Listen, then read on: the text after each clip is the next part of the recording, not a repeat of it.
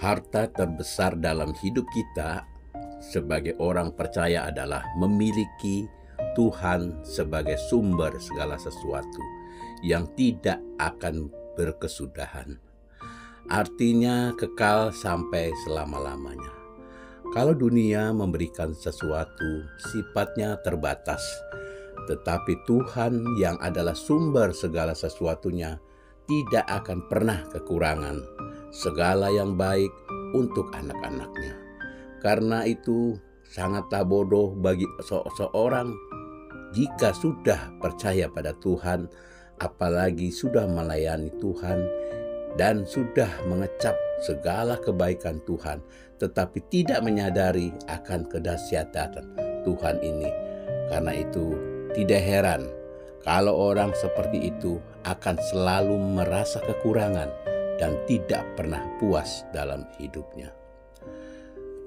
Pada hari ini kita dapat membaca, merenungkan bahwa setengah suku Manasye bersama orang Ruben dan Gad telah menerima milik pusaka mereka, yaitu di sebelah timur di sungai Yordan. Ayat 8 sampai dengan 12, saya menyebutnya mereka menerima anugerah dari Tuhan sebagai sumber segala sesuatunya, yaitu tanah pusaka. Mungkin dalam pikiran kita, mungkin pertanyaan muncul, apa artinya Allah sumber segala sesuatunya? Kita pelajari bersama-sama, minimal ada 4 poin yang kita akan bahas pada hari ini. Yang pertama, Tuhan adalah sumber kekuatan kita dalam segala hal.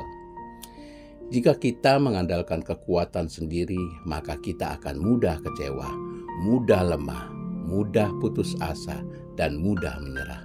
Tetapi ketika kita berserah penuh kepada Tuhan, ketika kita mulai mengandalkan Tuhan, maka badai pun tidak akan bisa menggoncangkan kita, sebab sumber kekuatan kita bukanlah manusia, tetapi Tuhan sebagai penciptanya. Dialah gunung batu dan kota perlindungan kita. Poin yang kedua adalah Allah sumber hikmat kita dalam menyelesaikan setiap persoalan. Jika kita berusaha dengan kekuatan sendiri, maka kita akan stres. Tetapi saat kita meminta hikmat Tuhan, maka hikmat Tuhan akan membuat kita semakin tersenyum di tengah persoalan. Hikmat Tuhan sesuatu yang mampu membawa kita keluar dari setiap masalah kehidupan.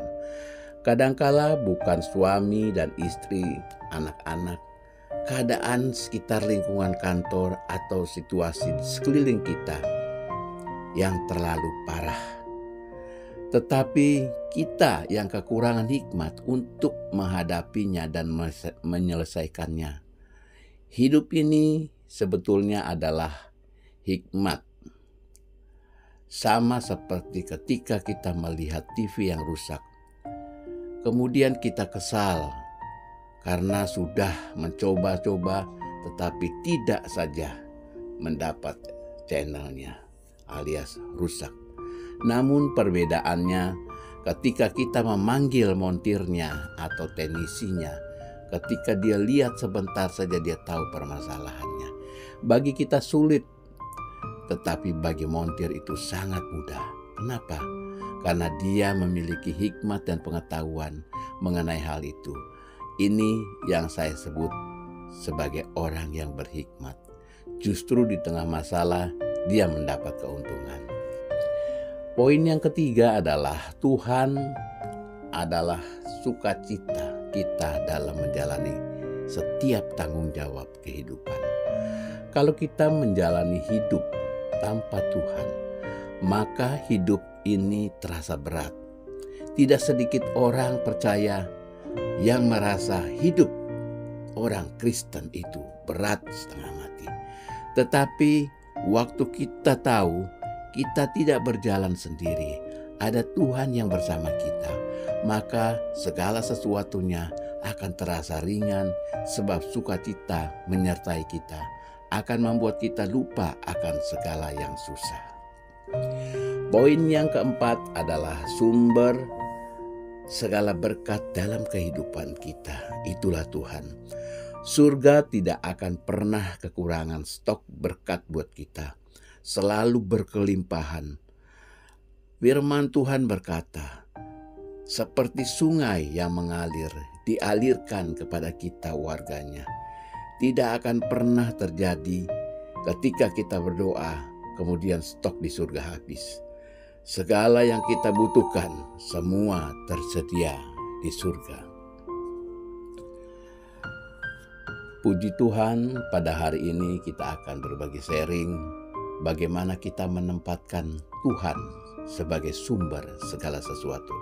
Katakan amin jika kita percaya. Saudaraku, kalau kita menyadari bahwa Tuhan sumber segalanya, maka hidup ini tidak akan kita jalani dengan kekecewaan, tetapi dengan sukacita yang berkelimpahan. Semoga kita bisa menjalani. Amin.